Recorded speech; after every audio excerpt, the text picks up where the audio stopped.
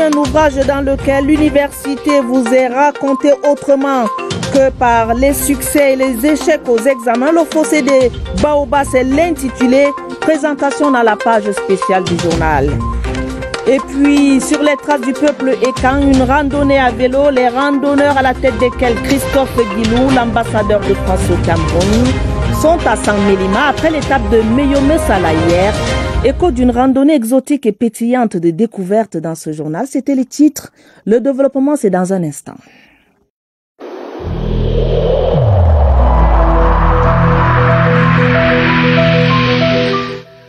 Je vous exhorte de nouveau à porter vos masques, à vous laver régulièrement les mains et à faire appel à un médecin ou à tout autre personnel de santé au cas où des symptômes apparaissent. C'est le seul moyen de préserver les vies et de freiner la propagation du virus.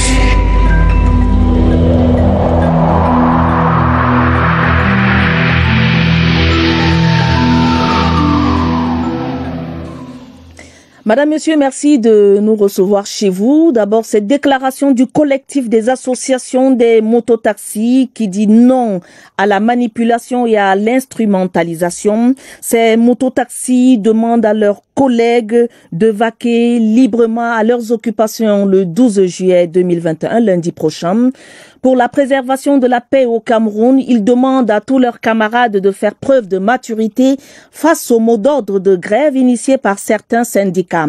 Une concertation réunie depuis cette fin d'après-midi, le ministre du Travail et de la Sécurité sociale et des responsables syndicaux en vue de trouver des solutions consensuelles aux revendications des syndicalistes.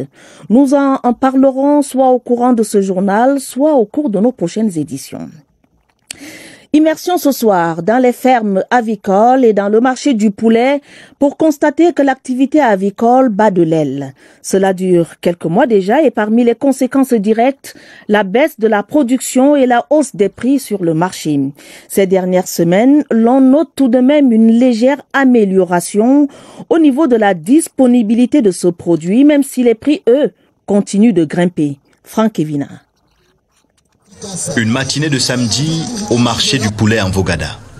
Contrairement à la situation qui prévalait il y a 2 mois, la volaille se fait de moins en moins rare. La situation a un peu changé parce que le poulet commence à venir. Mais ce poulet qui revient cherche désespérément preneur. Devant les étals, peu de clients, l'activité bat de l'aile.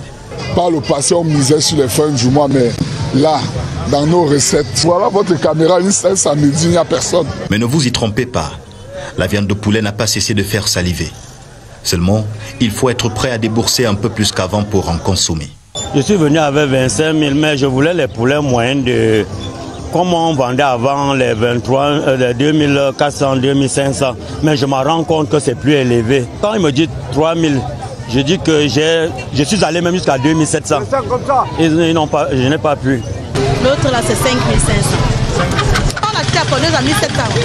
1700, 2000. Là, c'était trop cher, 2000. Mais maintenant... Pour l'instant, il ne saurait en être autrement, disent les acteurs de la filière. Il y a un problème des intrants dans l'élevage. Le sac de Provence est passé de 14 000 à 17 000. Ça va de soi qu'on ne peut pas trouver les poulets au même prix qu'on en avait avant. Ils sont augmentés, sérieusement. Il est passé de 125 francs le kilo à 250 francs le kilo. Des prix qui prennent des ailes, éloignant de plus en plus du panier de la ménagère cette précieuse viande blanche. Comment faire face à cette rareté des produits avicoles? Il y a des leviers à activer et des solutions à rechercher et à faire appliquer. Les exemples les plus parlants sont dans la région de l'Ouest où des structures avicoles boostent leur production grâce à l'appui du gouvernement à travers des projets tels le projet de développement de l'élevage, le PRODEL. Joël Igor Abanda. Un nouveau souffle pour la relance de la filière avicole au Cameroun, longtemps frappée par la grippe aviaire et récemment par la pandémie du Covid-19. Le secteur se relève peu à peu grâce aux investissements de certains opérateurs de la filière et aux actions du gouvernement camerounais. C'est le cas ici, dans la région de l'Ouest Cameroun, la plus grande productrice avicole du pays. Le ministre de l'Élevage, des Pêches et des Industries animales, Dr Taïga, a récemment séjourné dans cette région pour toucher du doigt cette nouvelle dynamique. La ferme parentale et couvoir de la société de production avicole et du petit bétail de Bamina produit 130 000 reproducteurs de chair de race par semaine. Son promoteur compte d'ailleurs booster cette production à 350 000 sujets avec ce couvoir moderne. À Mataba, par Koutaba, une extension de la ferme parentale agro-industrie du Cameroun va permettre de ravitailler le marché de Douala avec environ 40 000 accouverts parentaux. Ces reproducteurs vont permettre aux producteurs secondaires d'augmenter leur rendement. Le gouvernement camerounais accompagne la relance de l'agriculture à travers sa stratégie nationale de développement. Les opportunités de financement sont donc disponibles via des projets tels que le Prodel, ainsi que les facilités de la loi des finances de 2021 qui détaxent les équipements agricoles au Cameroun. La réduction des risques de vulnérabilité économique des pays membres du Commonwealth, le sujet était au cœur d'une conférence placée sous la présidence de Patricia Scotland, la secrétaire générale du Commonwealth. À cette importante rencontre, Félix Mbayou, le ministre délégué auprès du ministre des Relations extérieures chargé de la coopération avec le Commonwealth. La synthèse des travaux avec William Badier. Par visioconférence, Félix Mbayou, le ministre délégué auprès du ministre des Relations extérieures chargé de la coopération avec le Commonwealth, prenait part à un forum politique de très haut niveau, placé sous la présidence de la secrétaire générale du Commonwealth, son Excellence Patricia Scotland. L'objectif de cette rencontre était d'échanger sur l'indice de vulnérabilité des pays membres du Commonwealth en matière de financement de leurs projets de développement économique respectifs. À cette importante rencontre, les chefs d'État et de gouvernement, y compris leurs représentants, ont partagé leurs différents points de vue pendant plus d'une heure. Il faut rapprocher l'hôpital des populations. Principale recommandation du ministre de la Santé publique au tout nouveau président du conseil de gestion de l'hôpital de référence de Saint-Mélima. André Noël Essiane était installé dans ses fonctions par le docteur Manaouda Malachi. Le ministre de la Santé publique a saisi l'occasion pour visiter quelques structures de santé du département du Dia-et-Lobo dans le sud. Anissé Sistier-Essiane nous raconte. Discours d'installation prononcé, document signé. André Nolessian peut déjà mettre à contribution son expérience au service de l'hôpital de référence de Saint-Mélima. Prévu pour soulager les patients, même au-delà des frontières, la structure sanitaire reste malheureusement pour beaucoup l'hôpital de l'élite. Sur les 100 lits disponibles, en moyenne, 50 sont occupés par mois. À cela s'ajoute le manque des spécialistes pour des soins de santé appropriés et l'instabilité de l'énergie électrique dans cette zone. Des difficultés et bien d'autres qui peuvent rapidement trouver des solutions si le nouveau président du comité de gestion travaille en étroite collaboration avec le directeur de l'hôpital. Nous avons demandé au président du comité de gestion nouveau de trouver des stratégies pour ancrer, n'est-ce pas, cet hôpital dans sa population. Un hôpital qui est l'hôpital de tout le monde et accessible à tout le monde. Mais bien avant cette étape, riche en sons et couleurs, le patron de la santé publique a fait un crochet à l'hôpital de district de Saint-Mélima. Salle après salle et couloir, le membre du gouvernement va prendre les informations sur l'état de fonctionnement et le plateau technique de cette autre formation sanitaire engagée au front avec son personnel contre le coronavirus. Direction Motieboum dans la région de l'Est pour parler de cette opération de maintien de la paix. Avec cette bonne nouvelle ce soir, le bataillon camerounais destiné à la relève du contingent de la MINUSCA en RCA est qualifié et sera déployé. C'est ce qui ressort des conclusions de l'évaluation du dit bataillon menée par une mission des Nations Unies en séjour au centre d'aguerrissement de Motieboum. Steve Tchega et Kembengel, envoyé spécial de la CRTV, nous en dit davantage. On ne peut pas être qualifié et se comporter mal. Qualifié et bientôt certifié, le colonel Vincent Pewi a rassemblé ses hommes en rang serré, sous les drapeaux qui les mettent en mission. On a franchi cette étape. Ça veut dire que nous serons déployés. Nous devons rester disciplinés. Il est le commandant du bataillon destiné à relever la MINUSCA en République centrafricaine. Pour le lieutenant-colonel, Sanjay Jong Rayamaji, le chef de mission des évaluateurs de ce 8e contingent, tout sourire. Mission terminée. Mais la mention reste à déterminer. C'est sûr, le Cameroun est prêt. I see you can conduct various types of training to support the peacekeeping operations and also to train the troops for the peacekeeping deployment. Pour les opérations de maintien de la paix en RCA, le bataillon fourbit ses armes depuis le 29 mars, ici au centre de Mocheboum. Pendant 3 mois, 825 militaires ont été entraînés pour 750 départs dès septembre. Les 10% restants sont des potentiels remplaçants. La réserve. Une réunion de débriefing a eu lieu cet après-midi. Importante assise avant la note finale de l'évaluation qui fera office de certification. Mission terminée ce dimanche pour les experts, satisfaits par ce contingent déterminé à réussir sa mission.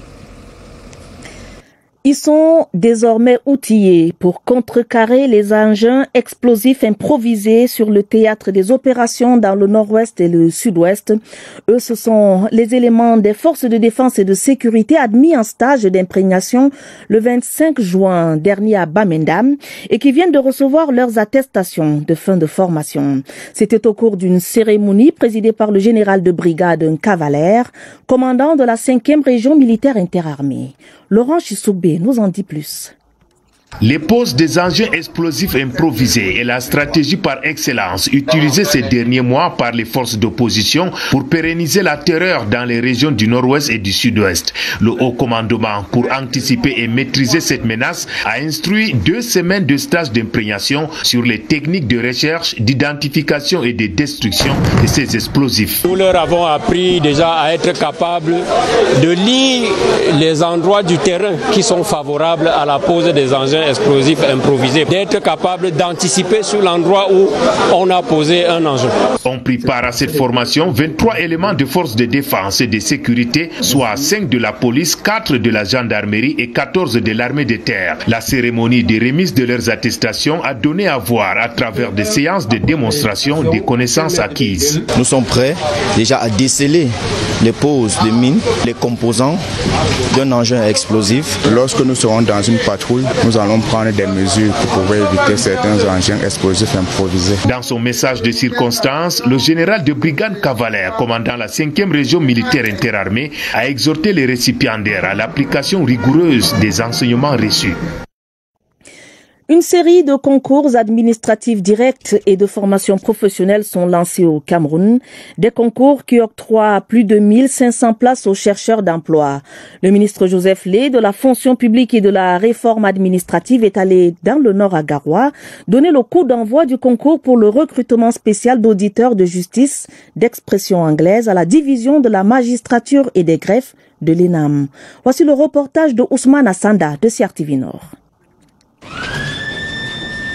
C'est l'entame du concours dans le Nord pour le recrutement spécial de 50 auditeurs de justice d'expression anglaise à la division de la magistrature et des greffes de l'École nationale d'administration et de magistrature. Au centre de Garoua, il y avait un candidat spécial. Le ministre de la fonction publique et de la réforme administrative, accompagné du gouverneur de la région du Nord, est venu encourager les candidats et apprécier l'organisation de ce concours. Nous sommes venus constater que le centre de Garoua fonctionne à merveille, comme les 3 autres. Il y a certes peu de candidats, ils sont 3, mais c'est un centre d'examen complet. Ces 3 candidats qui composent pour les sections judiciaires, administratives et pour la section de compte, en cas de réussite et après leur formation, viendront grossir les rangs des personnels judiciaires anglophones pour les ressorts de cours d'appel du Nord-Ouest et du Sud-Ouest. Il s'agit de la mise en œuvre d'une haute directive de son Excellence Monsieur le Président de la République qui, dans le cadre des solutions à la crise dans le Nord-Ouest et le Sud-Ouest, avait instruit depuis 2017 que nous recrutions chaque année pendant un certain temps 50 auditeurs de justice et 30 élèves greffiers à l'ENAM. En ce premier jour d'examen, les candidats ont affronté les épreuves de General Knowledge et de Paper 1. La suite de notre série consacrée au plan triennal spécial jeunes, le programme visiblement a changé la vie de nombreux jeunes. Dans la région de l'Est, ils sont plus de 300 à avoir bénéficié d'un appui financier pour donner corps à leur projet. Mbédé Donatien et David Yenatiko expliquent d'où ils sont partis et où ils en sont aujourd'hui. C'est dans ce reportage que signe Victorine Beguel de CRTV Est. C'est l'unique propharmacie dans l'arrondissement de Dimako, région de l'Est Cameroun. Dans cette structure pharmaceutique, des médicaments essentiels et de première nécessité sont commercialisés à une population estimée à plus de 25 000 âmes. Le projet qui est en marche depuis 7 mois est une retombée palpable du plan triennal spécial jeune initié par le président de la République. À travers un financement de 8 millions de francs CFA, Donatien Mbédé, docteur en pharmacie, vient ainsi combler un vide en officine criant dans la localité. Dimako se trouve au nord à 25 km de la première officine de pharmacie, au sud à plus de 79 km. Il était de bon ton de résoudre cette question en amenant déjà une structure qui a un impact social remarquable et apprécié par la population. À une dizaine de kilomètres de là, précisément à Kaikama, David Yenatiko, âgé de 23 ans et originaire de Lambomba Ngoko, a reçu une enveloppe d'1 800 000 francs pour un projet de création et d'exploitation d'un champ de maïs et de manioc. Je suis tellement fier de ce financement et ça me donne beaucoup de courage encore à travailler. La terre ne trompe pas. Quand tu mets, ça donne. Ces deux jeunes qui abordent fièrement la casquette d'entrepreneur ont vu leur rêve se réaliser grâce au plan triennal spécial jeune. Merci au chef de l'État qui a permis d'ouvrir cette fenêtre d'opportunité à la jeunesse. Là, on a 3 jeunes personnes qui ont un salaire constant, permanent, qui leur permet de subvenir à leurs besoins. Les autres jeunes sortent des bétoirs et en agriculture aussi, je les forme, ils me demandent aussi les conseils et je leur donne les conseils en tant que grand frère, comment ils doivent aussi copier la même chose qu'il fait. Dans la région de l'Est, 98 jeunes porteurs d'initiatives ont reçu plus de 250 millions de francs CFA et 191 autres jeunes installés dans les 13 villages pionniers ont bénéficié de 365 millions de francs CFA dans le cadre du plan triennal spécial jeune. Le 6e congrès électif de l'association Saint-Joseph des hommes catholiques se poursuit à Yaoundé. L'archevêque métropolitain, Monseigneur Jean Barga, a présidé ce samedi une messe pontificale en présence de délégués venus de différents diocèses du Cameroun. Le compte rendu, Carmen Billet. C'est sous le manteau de Marie-Reine des apôtres d'un Volier que près de 1000 délégués de l'association des hommes catholiques du Cameroun sont venus se recueillir ce samedi. Monseigneur Jean Barga, archevêque de Yaoundé et célébrant du jour, a dans son homélie insisté sur le rôle central de l'Esprit Saint dans une association chrétienne. Le Saint-Esprit permet que les hommes et les femmes se mettent ensemble pour développer un nouveau sens de la parenté, de l'hospitalité, du vivre ensemble et surtout de la prière commune. Ce 6e congrès électif de l'Association nationale Saint-Joseph est aussi l'occasion de prier pour la paix, la solidarité, la prospérité et surtout la santé en cette période de Covid-19. Prier, prier, prier. C'est pour ça que nous avons invité tout ce monde. Aujourd'hui, les différents groupes laïcs, nous nous mettons ensemble. C'est la prospérité, c'est la paix. Un parterre d'invités, membres du gouvernement, acteurs de la société civile, hommes politiques étaient là aussi pour prier avec cette association de laïcs catholiques vieille de 41 ans. Les résolutions de ce congrès seront connues ce dimanche avec l'élection du nouveau bureau exécutif. Le fossé des Baobabs, c'est le livre de la semaine de l'écrivain Daouda Mbouombo, un roman qui fait une peinture un peu pessimiste de l'arrivée en faculté des néo-bacheliers. Mais beaucoup se reconnaîtront tout à fait par hasard dans les aventures et mésaventures de l'acteur principal, le jeune Ouroumé. Serge Atangana-Bissot a lu pour vous le livre de la semaine. Arriver toutes voiles au vent tel un héros et repartir que basse comme un bandit. Tel semble sceller à jamais le trajet des jeunes bacheliers qui deviennent étudiants dans cet univers étrange de Gaïndé. Le fossé des Baobabs, titre choisi pour ce roman de 223 pages, où l'auteur décrit avec délice les tourments de Ouroumé, fils à maman, enthousiaste à l'idée de rejoindre la fac de Gaïndé. L'enchantement fera long feu, les effusions et transports d'affection ne dépasseront pas le seuil des au revoir à la gare. S'inscrire en faculté, trouver une chambre d'étudiant, valider ses UV, manger et même roucouler avec une petite amie, que de tranches de vie habituellement routinières qui, ici, prennent l'allure d'une gageure, quand ce n'est pas un drame absolu. Amours éphémères, arnaques, corruption, perfidie, droit de cuissage, survivre sans le sou parfois se mêlent pour transformer le rêve du Baobab en chose-trappe faussée. Un ami des parents peut et devient même le bourreau du fiston, falsifiant ses notes, le laissant accuser puis condamné injustement. Ouroumé aime-t-il Roum, compliqué comme diraient les jeunes? C'est étouffant de vérité sur l'univers dans nos universités. C'est une bouteille à la mer de nos certitudes sur ces enfants qui abandonnent la fac, sans raison selon les bien-pensants. Ouroumé veut juste partir, s'enfuir. A-t-il obtenu son parchemin? Parents d'étudiants et garants de l'institution universitaire dans ce pays-là, bien vouloir lire Daouda Mbombo sur peinture glaciale. Un homme qui écrit n'est pas un ours qui danse. Édition Proximité. Le fossé des Baobabs à lire absolument. C'était une session dense et très riche. La deuxième session législative qui s'est refermée cette semaine à Yaoundé aura été marquée par d'intenses travaux. 7 projets de loi adoptés et la tenue de séances plénières spéciales. Les élus de la nation à l'Assemblée nationale disent avoir vécu de grands moments. Bilan d'une session avec Pulchériaté. C'est sur une note de satisfaction que se sont achevés les travaux de la deuxième session ordinaire législative du mois de juin.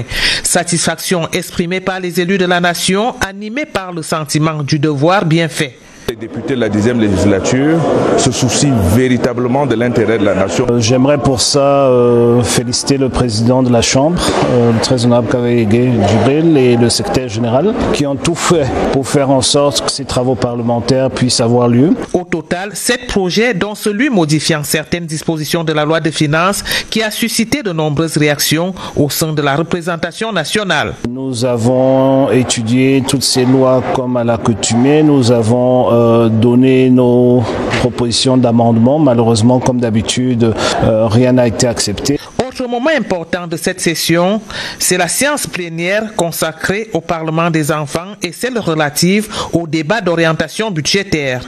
Nous avons eu le débat d'orientation budgétaire qui est un fait majeur et qui est de la volonté du gouvernement et puis de la sous-région CEMAC. Faire des propositions qui vont dans le sens de l'élaboration du budget de l'année N+1. Plusieurs questions touchant le quotidien des populations ont été débattues dans le cadre des séances plénières spéciales. L'accès à l'eau et à l'énergie, santé universelle, vaccination, questions foncières. C'est une minorité qui s'accapare des terres au Cameroun. Minorité administrative, minorité des riches. Rien n'est fait, mais alors rien pour que la situation autour du foncier s'améliore. La session de juin, c'est aussi l'entrée en scène d'une série d'échanges d'informations entre les commissions de l'Assemblée nationale et des personnalités ressources. Cette activité n'a pas éludé celle des réseaux de parlementaires. À la clôture de la session, le chef de l'Auguste Chambre a salué le travail abattu. Le très honorable Kavaye Djibril appelle à plus de responsabilité quant à l'utilisation des réseaux sociaux, la lutte contre le Covid-19 et l'organisation de la CAN.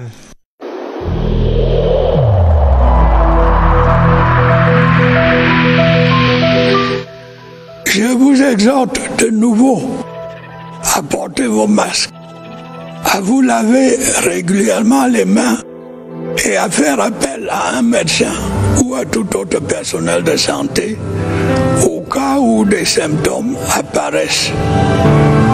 C'est le seul moyen de préserver les vies et de freiner la propagation du virus.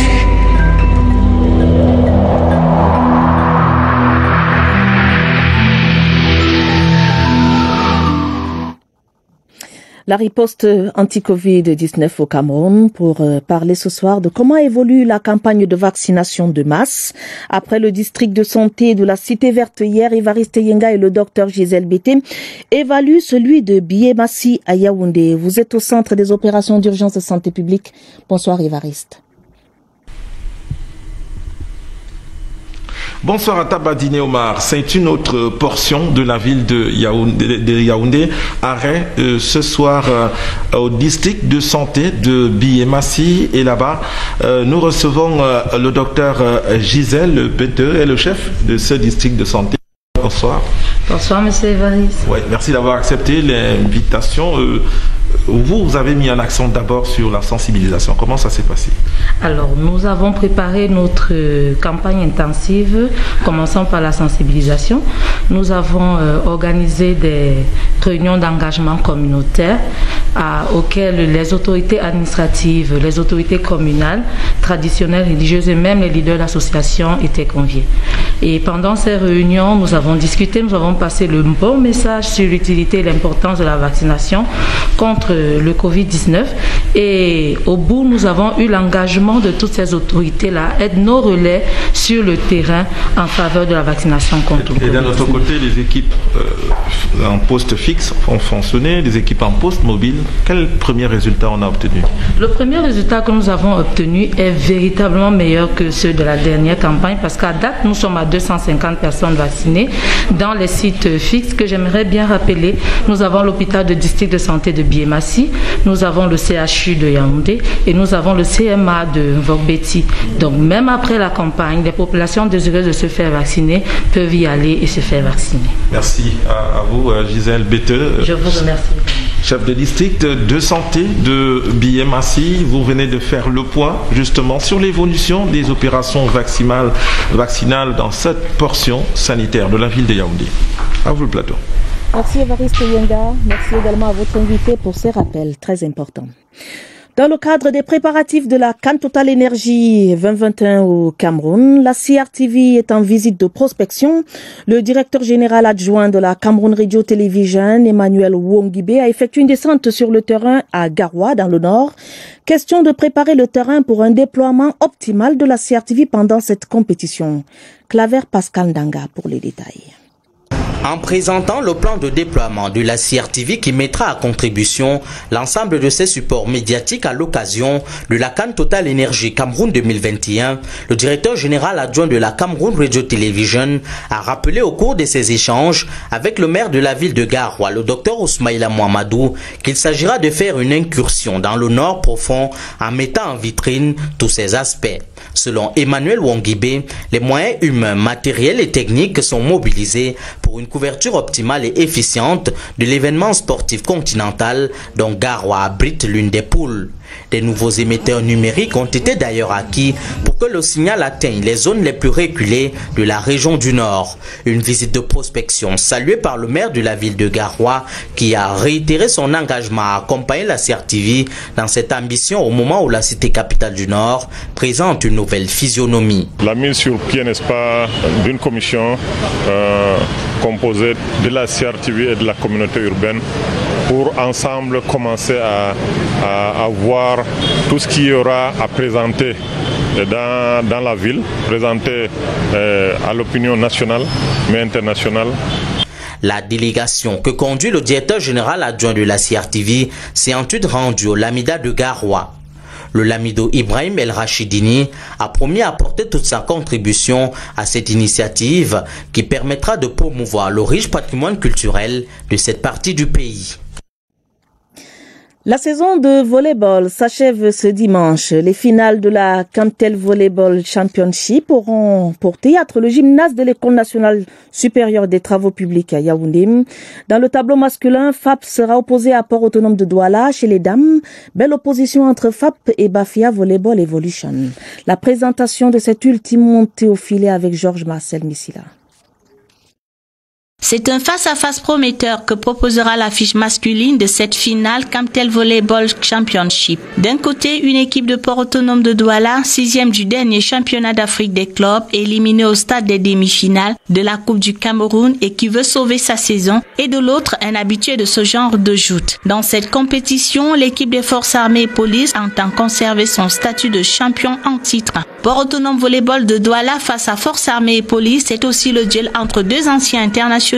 Au cours de leur carrière, Patrice Ndakiboulé et Abba Maloum ont en effet évolué ensemble sous les couleurs des Lions indomptables du volleyball. Chez les filles, Bafia Volleyball et Forces armées et police ont décidément pris leurs habitudes à ce stade de la compétition. L'an dernier déjà, les deux équipes s'étaient affrontées dans une finale remportée haut la main par FAP. Ce dimanche, le club du Mbamé-Nouveau sera donc en quête de revanche. Jeunes enthousiastes, les filles de Bafia vont donc tenter de venir à bout d'une équipe de FAP dont le vécu au plus haut niveau constitue le véritable atout. Une tâche difficile face à la formation de Robert Samou qui n'a pas connu de défaite ni concédé le moindre set durant le parcours qui l'a mené à cette finale. La finale dame est en enlevée de rideau à partir de 16h au gymnase de l'École nationale supérieure des travaux publics de Yaoundé. La randonnée cycliste sur les traces des peuples Ekang se poursuit dans le sud. Ce samedi 10 juillet, l'ambassadeur de France au Cameroun, Christophe Guilou, et son équipe de randonneurs partis de Meyomessala sont arrivés à Saint-Mélima.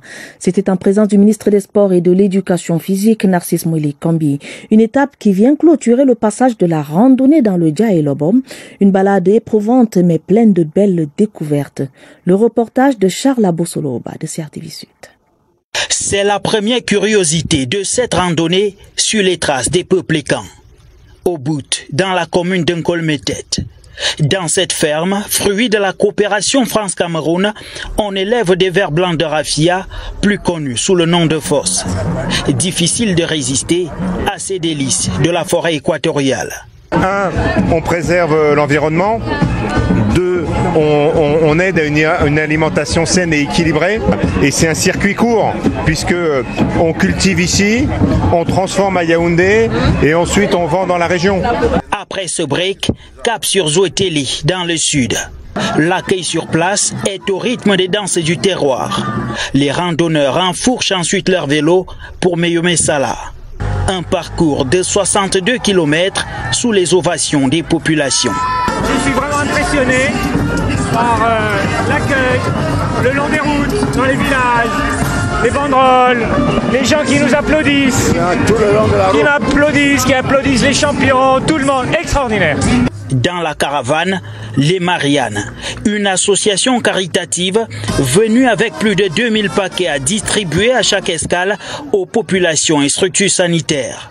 Cette première journée s'achève avec une soirée culturelle, de quoi recharger les batteries pour repartir de plus belle sur les routes du Sud. Après le sport, une fois n'est pas coutume, parlons de coutume et de tradition. Issa Chiroma Bakari qui prend pleinement possession de son nom, un nom qui prend la puissance d'un titre.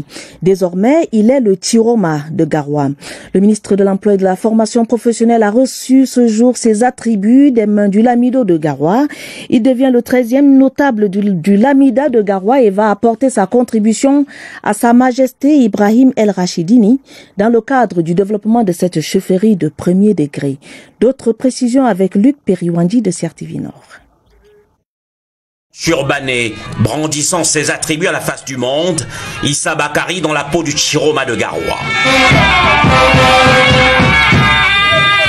Ovationné par une foule en liesse et une dizaine de membres du gouvernement venus célébrer son retour aux sources, le nouveau notable se sent porté par le destin et investi d'une mission en faveur des siens. Nous allons nous organiser pour être aux commandes de notre existence. Nous allons nous organiser de telle façon à faire ce que l'État ne peut pas faire. Il faut qu'on se structure pour prendre en main notre propre destin et bâtir. Voir nos enfants assis à même le sol. Voir nos enfants sous les hangars qui tiennent lieu de salle de classe. Voir nos enfants, c'est des choses qu'une société structurée pourrait faire. Près de 10 ans déjà que le poste était resté vacant. Hier, Chiroma Bakari père. Aujourd'hui, Issa Chiroma Bakari. Toute une épopée familiale au cœur du Lamida de Garoua. Chiroma Bakari, fils Inch'Allah, va servir avec le petit-fils du feu Lamido Abdoulaye Hayatou de Garoua. L'histoire est écrite, elle est refaite. À 75 ans, Chiroma Bakari fils, Inch'Allah, sera intronisé. Ce n'est pas un fruit du hasard. C'est un destin qui s'accomplit et il n'est que victime de son destin. Il en arborait le costume depuis bien longtemps.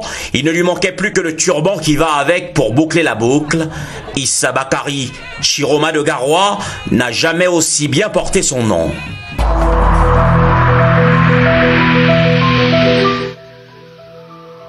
Malgré nos efforts, le Covid-19 a endeuillé de nombreuses familles et provoqué de graves difficultés dans le fonctionnement de notre économie et de notre société.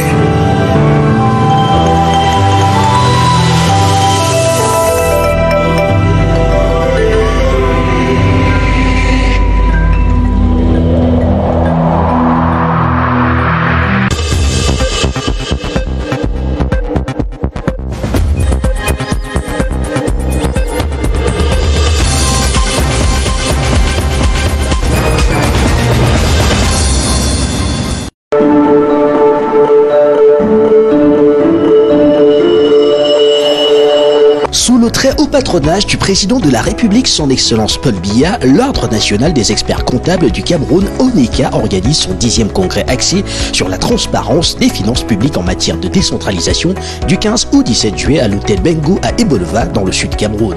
N'hésitez pas à participer à cet événement exceptionnel qui réunira les membres du gouvernement, les grands acteurs de renom des institutions et entreprises privées et publiques. Informations et inscriptions au 237 691 57 05 90 650 20 50 79 655 64 27 18 congrès@oneca.cm. Pour l'année académique 2021-2022 et par décision du ministre d'État, ministre de l'Enseignement supérieur, l'ESSEC de l'Université de Douala ouvre ses concours d'entrée en première année des filières études professionnelles approfondies et études supérieures de commerce. Ces concours sont ouverts aux titulaires du bac, du GCE Advanced Level, de la licence ou du diplôme équivalent. 280 étudiants seront recrutés pour être formés sur le site de Douala à l'ESSEC et 120 pour être formés sur le site de Yaoundé à l'EFSIC-SUP. Les dossiers physiques sont à déposer soit à la scolarité de l'ESSEC à Douala, soit à l'EFSIC-SUP à Yaoundé, soit par poste avant le 23 juillet 2021. Date des concours, les 27 et 28 juillet 2021 dans les centres de Douala, Yaoundé, Bafoussam, Garoua et Boya. Bonne nouvelle pour les candidats nationaux et étrangers qui préfèrent résider à Yaoundé. Avec ses 120 places, l'EFSIC-SUP, c'est bien l'ESSEC à Yaoundé. L'IAI Cameroun lance les concours d'entrée en première année pour former les élèves ingénieurs de travaux informatiques dans les options suivantes. Système et réseau pour les titulaires d'un bac scientifique ou technique, génie logiciel section francophone pour les bacs toutes séries et software engineering pour les titulaires d'un GCE Advanced Level. Vos dossiers sont attendus jusqu'au 14 juillet 2021 dans tous les centres IAI du Cameroun. Date du concours le 17 juillet 2021. Plus d'infos au www.iaicameroun.com. Former plus d'ingénieurs en informatique, c'est créer des richesses et des métiers nouveaux par le digital. IAI Cameroun, les technologies du numérique pour moderniser tous les métiers.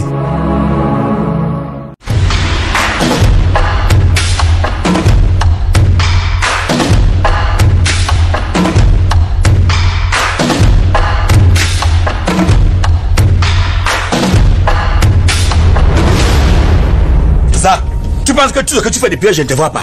Je fais quoi? Et même si je fais quoi? Qu'est-ce qui te regarde même dans ma vie? Ça, je te connais. Dès que tu vois quelque chose sur les réseaux sociaux, tu cours vite dans le bar ou la maison la plus proche pour aller ventiler de la fausse information. Et tu dois laisse-moi ça. Ça te fait mal où? Ah, voilà donc pourquoi les players du Mbolé ont failli te tuer la dernière fois pour avoir financé un concours qui n'a même pas été lancé. Ce n'est pas ton pays. Voilà. Donc Zach, au lieu de demeurer donc ignorante ou avoir toujours honte après avoir ventilé de la fausse information partout, allons au SAGO. Salon de l'action gouvernementale. Et là, tu auras en face de toi des ministres et autres administrations à qui tu pourras poser tes questions directement. C'est au Palais des Sports de Yaoundé du 25 au 31 juillet 2021. Les questions sur les infrastructures. Oui. La gouvernance, l'économie, les transports, la justice. Ouais, ça, même les questions sur coronavirus, le vaccin toutes tes questions auront des réponses parce que tu auras en face de toi les acteurs concernés. J'aurai les ministres de ce pays en face de moi. Mais pourquoi ne pas? J'espère qu'ils vont répondre à mes questions. Exact. Ils seront là pour ça. Et tu sais que la vérité est bonne lorsqu'elle sort de la bouche du prophète lui-même.